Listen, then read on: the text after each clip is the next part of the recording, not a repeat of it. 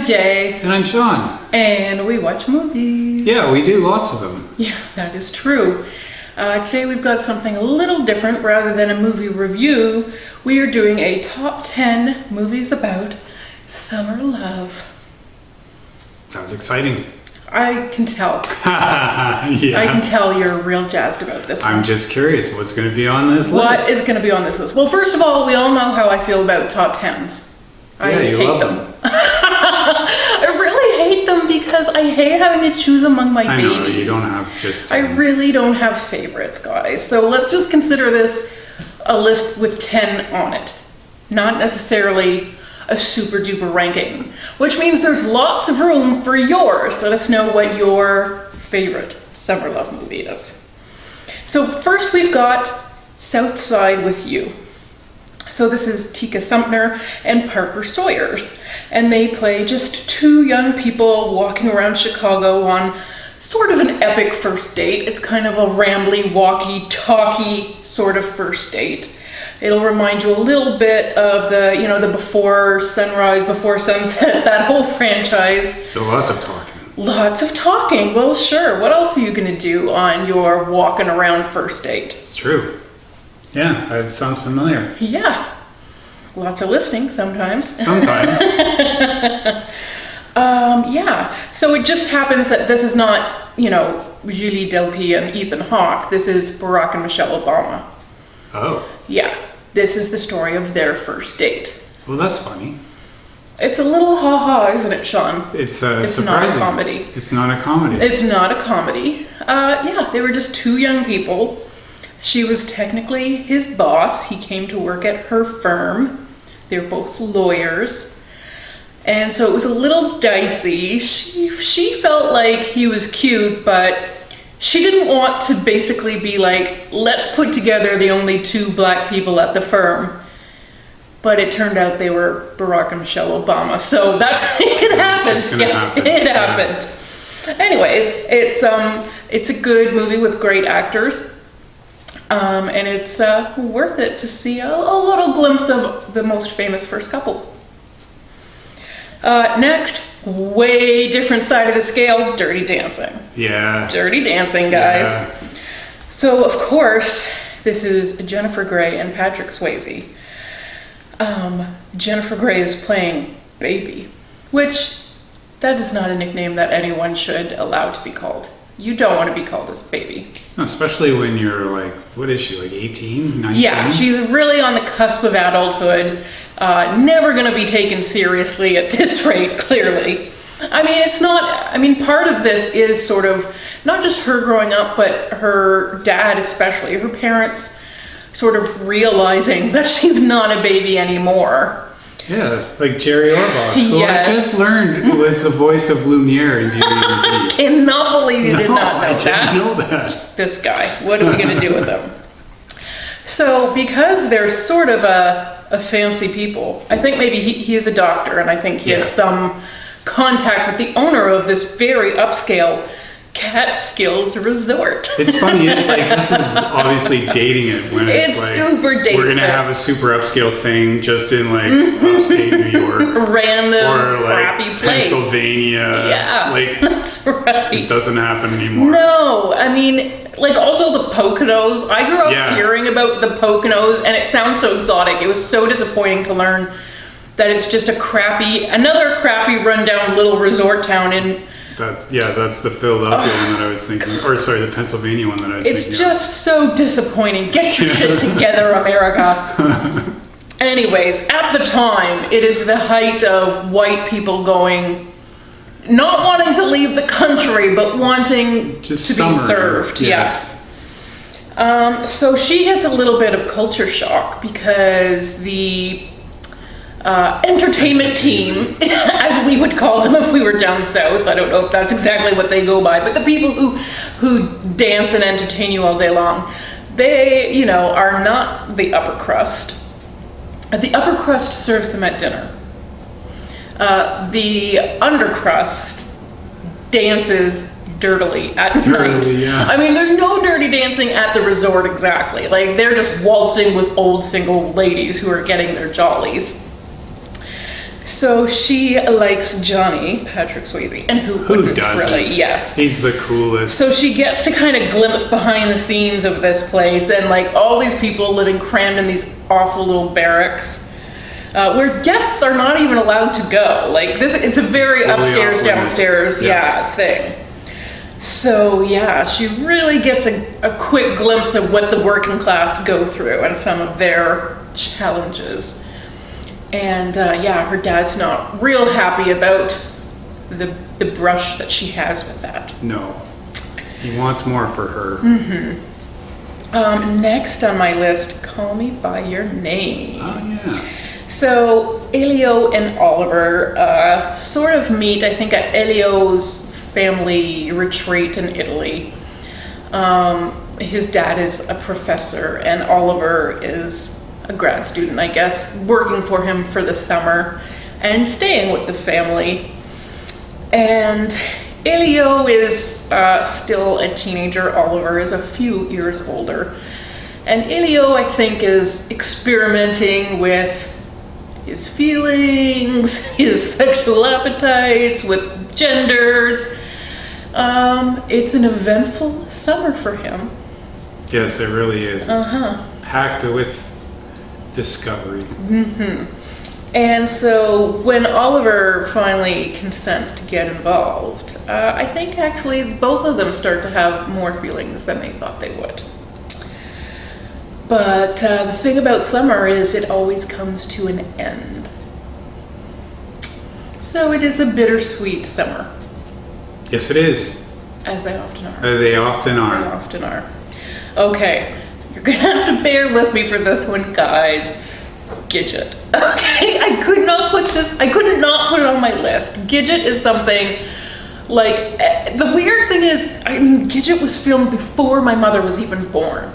So my mom showed me this movie. I don't know how she found it, but I think back in the day, these kinds of movies were on TV a lot. They were sort of family-friendly fare. And Gidget, there was a lot of Gidget stuff. I think there were Gidget TV shows, lots of Gidget movies.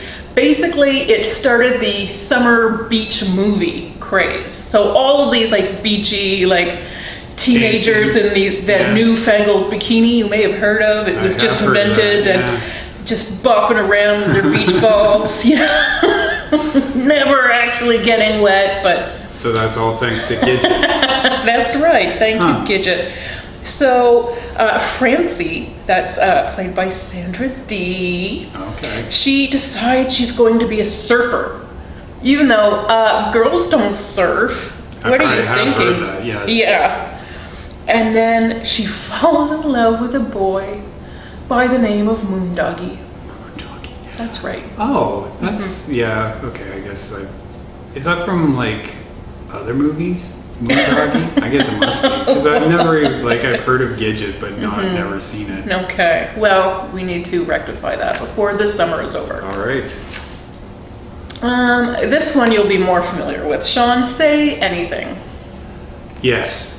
Took me a minute, but yes. The classic John Cusack holding up the stereo. That's right. So he's a slacker, she's a valedictorian. They know they shouldn't be together, but... Her dad doesn't want them to be Oh no, together. her dad definitely does not want them to be together. Because he is not good enough for his daughter. Although, would anyone be good enough for his daughter? Hard Absolutely to say. not. Dads are kind of like that, which I think is a jerk thing that we need to get away from. These dads being so weird about their daughters. Like, raise better sons so you don't have to be shitty to your daughters. Anyways, so yeah, she is going off to college. They know that, so they've really just got this summer. And, I mean, a disapproving parent is almost like sprinkling fairy dust on teenage love. Yes, like, nothing true. makes it ignite more than forbidden. How about Moonrise Kingdom? Oh, that's a great choice, yeah. Yes. So again, it's about kids at camp. They're not Boy Scouts, I forget exactly what they're called, but they're some sort of like... Boy Scout equivalent, yes. Yes, led by the wonderful... Oh, I forget. Edward Norton. Yes. So he is the scoutmaster, we'll call him. He's got a bunch of little boys just... they're like military precision. This camp is run really, really by the book. And I mean, they built a tent on top of a telephone pole, essentially. It's a tree, but it's way up there. It is. So one day he discovers that one of his 12-year-olds is missing, Sam. And meanwhile, one of the, I guess, few year-round residents of this island, I want to say. Yeah, it's an island. I don't know if we ever say exactly where they are, but... We do. They're in... I imagined it was like New Englandish. It is absolutely New Englandish. Okay. It's like off the coast of like Rhode Island / Massachusetts. I forget what it's called. Okay. It's a thing. It's a thing. Okay. So there's sort of a marriage on the rocks in the home of the lovely Frances McDormand, who I love. Oh, yes, you do. And husband. Bruce Willis? No, he plays the cop. I forget then. Bill Murray. Bill Murray. Yeah. Oh, of course. And anyways, so the two kids have somehow met each other at like a play that the Boy Scouts attended. And so they like wrote furiously passionate love letters to each other during the year. And now they have arranged, now that they're 12, to run away together. And they have at least one steamy, passionate night. Mm-hmm. I mean, it's so pure, and yet they feel so grown up, and it's just kind of a lovely movie, I think. It is. And it was Cape Cod that I was trying to think of. Okay. Well done, sir. Now, taking it way back again, Roman Holiday. Yeah. You know I love me some Audrey Hepburn, Gregory Peck. It's classic. It is classic. So she is actually playing a princess, a sheltered princess, which there was only one kind of princess back then. They were all sheltered. They were, They pretty much still are, as far as I know. So she escapes her minders. She wants to get out and like pull a Jasmine and go figure out this other part of the world. Exactly. Well, not the other half. So she runs into and spends a lot of time with this American journalist. He is there, he's meant to be covering the princess. He is not really happy to be covering the princess. I think he thinks it's beneath him. Did not expect any of this to happen, so it's a fun twist. Forgetting Sarah Marshall. Oh, yeah. Now, we've all been through terrible breakups. Lots of us do not have the means to go cry ourselves to sleep in Hawaii. No. But Peter does, played by Jason Segel. So it's very awkward. I think he's a composer, and his girlfriend, played by Kristen Bell, is an actress. So I think she's on like something Law and Order-ish. It's not Law and Order, but it's that kind of movie, and he writes that kind of series, excuse me, and he writes the music for it. So obviously she's a lot more visible, a lot more famous. And so he just wants to go somewhere away from reminders of her so he can lick his wounds. So he goes all the way to Hawaii and finds her there with her new boyfriend, played by Russell Brand. And they're like right next door to him. He can hear their wild sex through the walls. It sounds wonderful, and so much. Nothing can be as good as what he's imagining. He is torturing himself over there with this.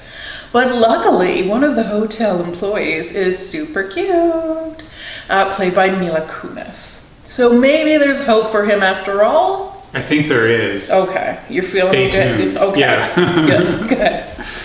Okay, another one that I can't help but put on this list. You know how I am. It's My Girl. Yeah, that's a great choice. Oh. That's a good movie. Can I get through this without crying? No, Probably of course not. So Macaulay Culkin and Anna Klumsky play two best friends. So they're just like hanging out and riding their bikes, and like that is how I spent my summers as a kid. Just cruising the neighborhood. You know, everybody thinks they have one secret spot that's just theirs and nobody's ever figured this out before. And they're exactly like that. So this movie came out in the early 90s, but it's set in 1972. Dan Aykroyd, does he play her father? It's her father. Okay. Yeah. He's kind of great in this. I love this for him. Yeah. Kind of unexpected. Of course, like I don't know like if I knew him from this or if I knew him from Ghostbusters, but obviously a movie coming out in 91, it took me a while to catch up with it. So it's just kind of weird to think of him as both the guy from all the crazy comedies in the 80s and now by the 90s he's the dad. Yeah. So they have kind of a sweet and innocent first love, and it's just so wonderful. It's like your heart fills with joy just seeing them.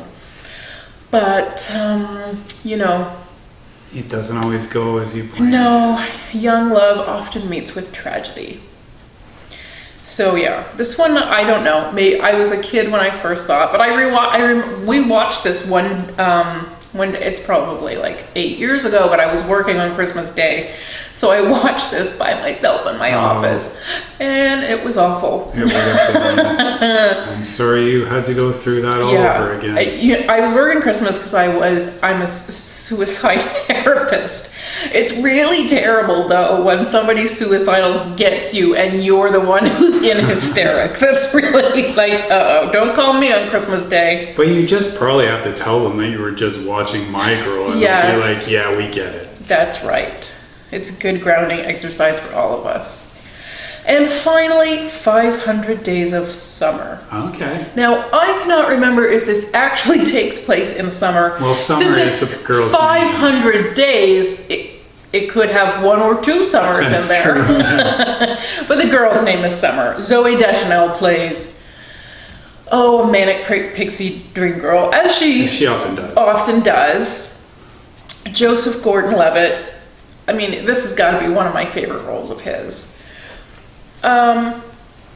So he meets Summer, and Summer right off the bat tells him, like, I don't even believe that true love exists. And Tom is kind of a romantic. He takes it as a challenge. And of course he does. And, you know, whatever, the feelings are there, the feelings are being felt, he catches them, and he falls for her anyway, even though she warned him. So, you know, there's 500 days of summer. It's going to be a finite relationship. It came with an expiration date we all knew of. And I think it's just really kind of a cleverly told love story. And, you know, falling out of love. It's very adult in that way. It's like, yeah, this is reality. That the person that we can't get enough of eventually becomes the person we can't stand. And I think it's very inventive and creative in how it illustrates that. And it also has one of my favorite cinematic music numbers ever. I haven't seen it in too long, I guess. I don't remember it. Oh boy. Yeah. All right. Well, I guess now we've got a couple of movies to watch after Gidget. So yeah, that's my list. A good list. Anything egregious? Anything egregious that you missed? Mm-hmm. Not that I can think of. Okay. I'll have to put some thought into it. Yes, I was afraid you'd be throwing something Tom Cruise-y in there. Oh, I mean, I could. Yeah, I know. You always can somehow. Yeah, like Days of Thunder. That's summary. Summary. You're stretching. Well, thank you so much. They race cars on a beach. No, I'm trying. I was getting you off clearly. Clearly. First of all, beaches are year-round, you ass. Thank you for watching, everyone. Please let us know in the comments what your favorite summer love movie is. Bye.